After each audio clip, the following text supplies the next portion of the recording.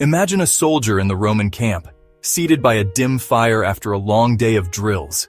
His hands are rough, his armor scratched, and tomorrow will demand the same discipline, the same endurance. Yet he feels no despair, because he believes each hardship is shaping him into something stronger.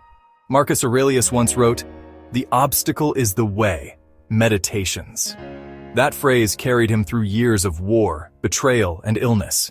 Today, our battlefields look different. They may be emails, debts, family conflicts, or restless nights. But the principle is the same. Strength comes not by comfort, but by facing what life demands without complaint. In this journey, the Stoics left us ruthless rules, firm, unbending, and tested in the hardest fires. Let's walk through 7 of them. First, learn to master your impulses. Epictetus said, "No man is free who is not master of himself." Discourses. Picture someone stuck in traffic, horn blaring, hands pounding the steering wheel. Their anger doesn't move the cars an inch, but it ruins their day. Now imagine someone in the same gridlock, but calm, even amused. The situation is identical, yet their inner life is worlds apart. Self-mastery begins when we refuse to hand control of our mind to passing irritations. It isn't about suppressing every feeling, but about noticing, pausing, and choosing instead of reacting blindly. That pause is the space where freedom lives. The Stoics believed that strength without control is weakness disguised. A person who can endure pain but cannot resist temptation has not yet conquered themselves. And so, the first ruthless rule is to train your impulses daily, like lifting weights for the soul. From here, we step into a second rule, one that tests how you handle loss. Our second practice is learning to let go. Seneca wrote, "He suffers more than necessary, who suffers before it is necessary." Letters. Think of a friend who obsesses about a job interview days before it happens. They replay every possible question, their sleep ruined by worries. Yet when the day arrives, the interview lasts 15 minutes, and the anxiety was far worse than the event itself. The Stoics trained themselves to release what they could not control. Death, fortune, the opinions of others. None of these belonged to them. Instead, they focused only on their thoughts and actions in the present moment. That ruthless focus stripped away wasted energy. When we cling to things outside our grasp, we tighten the chains around our own necks. By loosening that grip, we breathe freely again. And once we loosen it, the third rule asks us to face hardship with an even harder resolve. Third, treat hardship as training. Marcus Aurelius reminded himself, "Fire feeds on obstacles." Meditations. Imagine a young athlete running with a weighted vest. At first, the burden slows her down, but over time her body adapts. When she removes the vest, she runs faster than ever. The Stoics saw life's struggles in the same way. Each setback, insult, or failure was resistance meant to make the soul stronger. Instead of asking, "Why me?"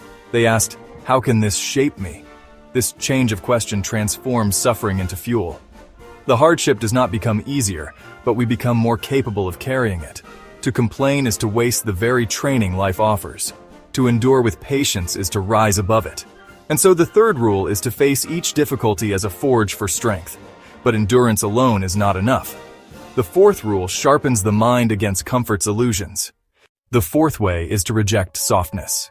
Musonius Rufus said, "We should discipline the body, not pamper it." Fragments. Modern life surrounds us with ease. Food at a swipe, entertainment in seconds, endless comfort. Yet comfort breeds fragility. Think of the person who panics when the Wi-Fi cuts out, as if their world is ending. This is not strength, but dependency disguised. The Stoics practiced voluntary hardship. Cold baths, simple food, walking barefoot or wearing rough clothing. These exercises reminded them that luxury is optional and survival requires less than we imagine. When we taste discomfort willingly, life's forced hardships feel lighter. Strength requires a hard edge against excess. Rejecting softness doesn't mean rejecting joy, it means choosing discipline over decay. The one who can fast for a day can also endure a famine without despair. And with discipline sharpened, the fifth rule calls us to guard our time as if it were treasure. Fifth, defend your time. Seneca warned, "It is not that we have a short time to live, but we waste much of it." On the shortness of life. Picture someone endlessly scrolling their phone late at night. Hours vanish, sleep is stolen, and dawn arrives with regret. They would never hand those hours to a stranger, yet they give them away freely to distraction. Time is the one possession that cannot be restored. Money lost can be earned again. Health damaged can often be healed. But a wasted hour is gone forever. The Stoics treated each day like a borrowed gift, not a guaranteed right. To live ruthlessly with time is to ask, does this matter, before committing? If the answer is no, the answer should be refusal. With time guarded, the sixth rule demands that we match words with action. Sixth, live your philosophy. Epictetus said, don't explain your philosophy, embody it. Discourses.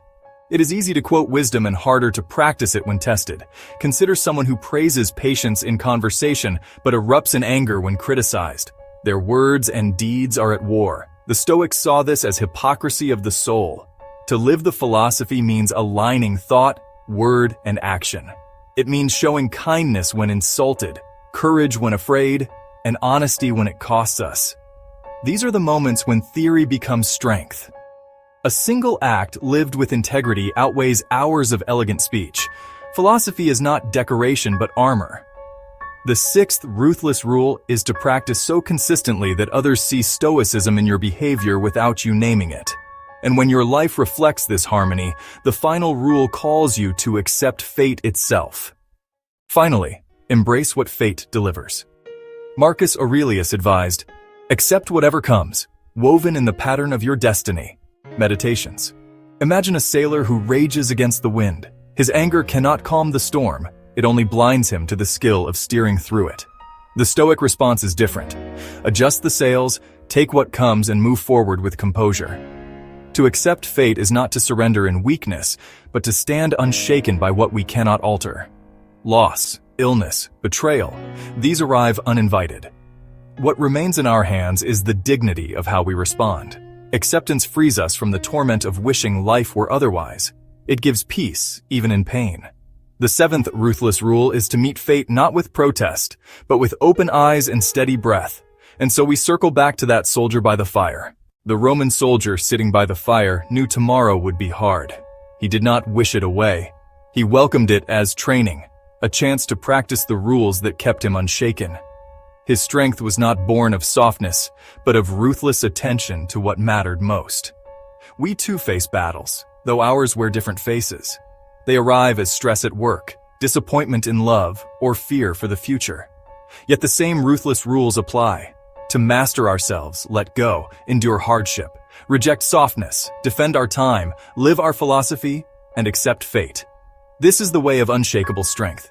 Not easy, not gentle, but deeply freeing. So here is the challenge. This week, choose one rule and live it fully, without excuse. Which Stoic way would you try first? Share it in the comments. I might read yours next time.